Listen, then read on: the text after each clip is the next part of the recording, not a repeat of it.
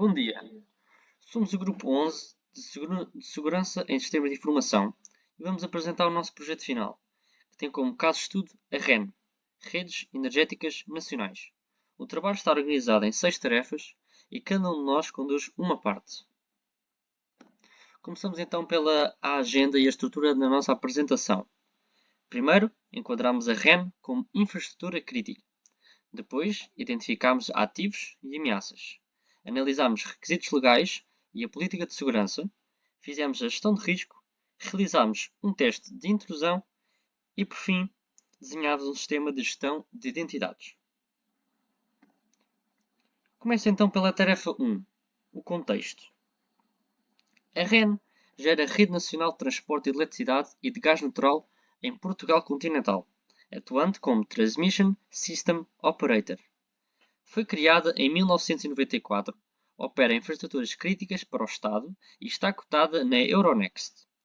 É responsável pela segurança energética do país e pela estabilidade do sistema elétrico, pelo que qualquer falha significativa teria impacto económico e social imediato.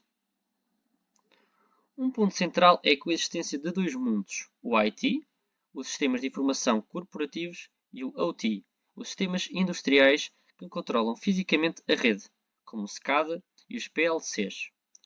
A consequência está nas prioridades. Numa infraestrutura crítica, a disponibilidade vem primeiro, depois a integridade e só depois a confidencialidade. O contrário do setor bancário. Porque uma paragem da rede afeta o país inteiro. Com este contexto, passamos à tarefa 2. Identificar e classificar ativos e ameaças segundo as normas ISO 27001 e 27005. Identificamos 24 ativos críticos, classificados pelo modelo da CIA, numa escala de 1 a 5, em 6 tipologias.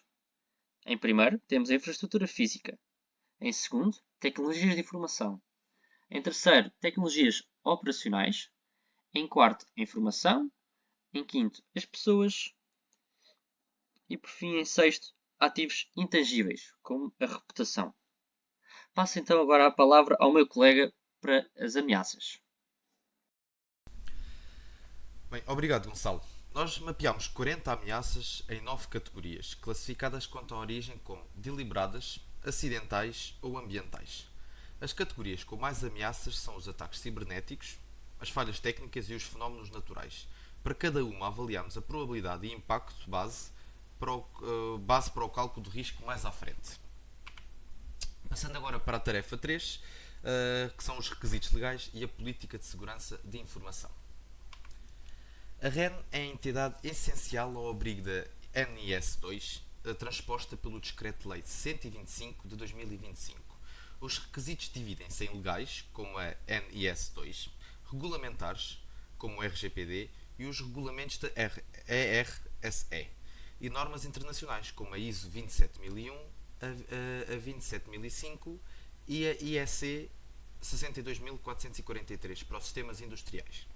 Embora as ISO sejam voluntárias na origem, tornam-se obrigatórias por exigência legal e dos reguladores. Bem, agora falando dos princípios fundamentais da ESP, esta política assenta em 8 princípios. Destaca a disponibilidade em primeiro lugar, a defesa em profundidade, o mínimo privilégio, a segmentação OT e T, a gestão baseada no risco e a conformidade legal integral. Estes princípios orientam todas as decisões técnicas mais à frente. Agora, relativamente à estrutura e continuidade, a responsabilidade máxima está na Comissão Executiva. O CISO define a estratégia, o SOC monitoriza 24 horas por dia, a continuidade estrutura-se em 3 níveis: resposta a incidentes, a recuperação de desastres e continuidade do negócio. Bem, com tudo isto definido, avançamos para a tarefa 4 que o meu colega Leonardo vai apresentar. Obrigado. Obrigado, António. Vou passar agora a explicar a tarefa 4, Análise e Gestão do Risco. Aplicamos uma metodologia qualitativa alinhada com a ISO 27005 e o Guia do Centro Nacional da Cibersegurança. O risco resulta do produto entre probabilidade e impacto, numa escala de 1 a 5, num processo de 6 fases. À direita está a matriz de risco, que usamos para classificar as 40 ameaças referidas anteriormente. Agora passando ao próximo slide. Das 40 ameaças, 18 ficaram no nível alto, 20 no médio e 2 no baixo, já considerando os controles existentes da REN. Aplicamos mitigação a 36, transferência a 2 e aceitação às outras 2. Nenhuma foi feita por evitação, dada a natureza crítica das infraestruturas da REN. Passando agora ao próximo slide. Este é o gráfico mais importante. Mostra o risco antes e depois dos controles propostos. Em laranja, o risco atual, com 18 ameaças no nível alto. Em verde, o risco residual. O nível alto desaparece e a maioria passa para baixo. Isto prova que os controles propostos por nós são bastante eficazes. Vou agora passar à tarefa 5. Para validar isto na prática, fizemos a tarefa 5, um teste de intrusão pela metodologia PTES. O teste decorreu num ambiente laboratorial isolado, sem ligação a sistemas reais da REN. Usamos Kali Linux como plataforma de ataque e uma máquina virtual a simular um servidor de identidade da REN, seguindo as 7 fases do PTES. Passando agora ao próximo slide. Identificamos 6 vulnerabilidades, sendo 4 críticas e 2 altas. Começou com uma SQL injection para contornar a autenticação e terminou no compromisso total com acesso de root. O ponto crítico, conseguimos comprometer o sistema sem nenhum exploit de dia 0, só por falhas de configuração. Com isto, acaba a minha parte da apresentação e passo a palavra ao meu colega Fábio. Muito obrigado. Obrigado, Leonardo. Após identificarmos e explorarmos as 6 vulnerabilidades, a pergunta natural é: o que deve a REN fazer para as resolver? Organizamos as recomendações em 3 horizontes temporais. As imediatas são, naturalmente, as mais críticas. Prepared Statements para eliminar o SQL injection, política de passwords para banir credenciais fracas. Estas, por exemplo, são correções de configuração que demoram horas a implementar, mas podem ter um impacto imediato. No curto prazo, recomendamos um Web Application Firewall para proteção da camada aplicacional, auditoria de contas privilegiadas e a implementação de Multi-Factor Authentication em todos os acessos remotos, exatamente como fomos buscar à tarefa 5. A médio prazo, a segmentação OT/IT com firewalls de nova geração é essencial para uma organização como a REN, onde a convergência entre os sistemas corporativos e os sistemas de controle industrial é o maior vetor de risco. A conclusão desta tarefa foi clara. Nenhuma destas vulnerabilidades precisava de exploits sofisticados. Foram todas exploradas com ferramentas standard, porque existiam falhas básicas de configuração, autenticação e monitorização. É exatamente a partir desta conclusão que chegámos à tarefa 6.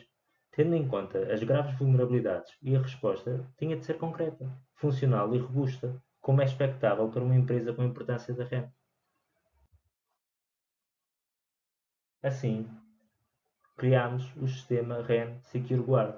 Este é um sistema que desenvolvemos de raiz em Python e Flask. A narrativa central que guiou todo o desenvolvimento é que o ataque identificado na tarefa 5 não teria sido possível se o REN Secure Guard se tivesse implementado. Esta não é uma afirmação teórica, é demonstrável vulnerabilidade a vulnerabilidade. O sistema tem 3 módulos, começando pelo OutShield. Este trata da autenticação, com MFA obrigatório para todos os utilizadores, passwords com bcrypt, bloqueio permanente da conta após 5 tentativas falhadas e um fluxo de primeiro login que força a mudança da password e a configuração do Multi-Factor Authentication antes de qualquer acesso. Ou seja, não existe autorregistro, só o administrador é que pode criar contas e transmite de forma segura o acesso ao utilizador, que depois será obrigado a mudar a password no primeiro registro e a criar o seu MFA. Temos ainda o DocVault. Este protege a documentação operacional com encriptação obrigatória. Mesmo que um atacante comprometesse o servidor, como aconteceu, por exemplo, na tarefa 5, os fecheiros seriam ilegíveis sem a chave do utilizador.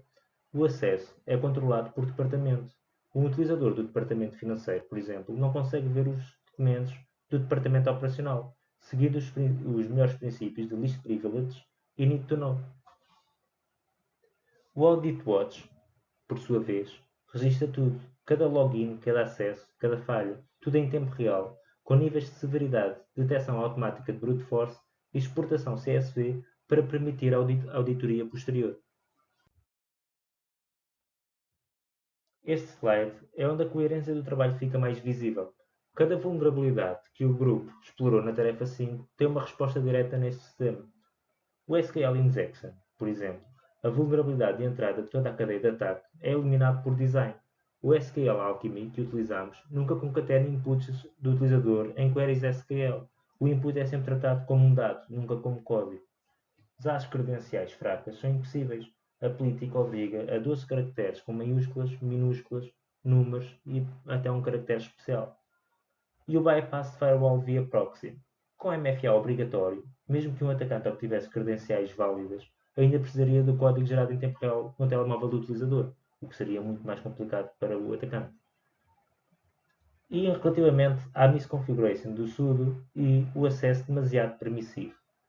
Este sistema aplica a lei do least privilege, ou seja, cada utilizador acede apenas ao que é estritamente necessário para o seu papel.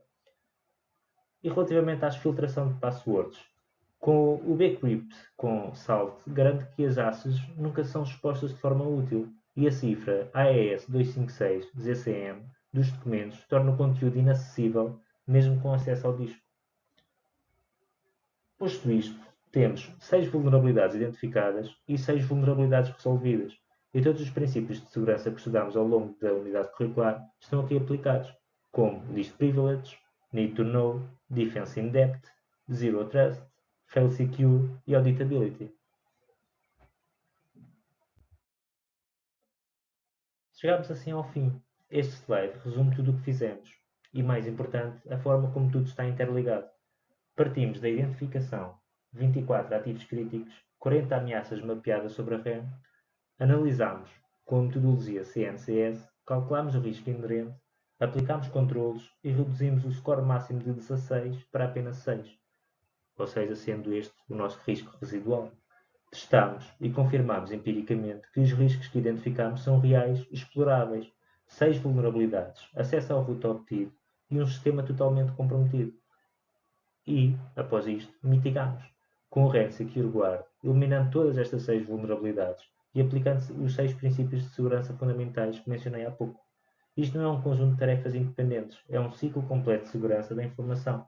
Do ponto de vista da conformidade, o sistema endereça diretamente a NIS 2 e o Decreto-Lei 125/2025, a ISO 27001, a IEC 62443 para sistemas industriais, o RGPD e a ISO 27005 para a gestão de risco.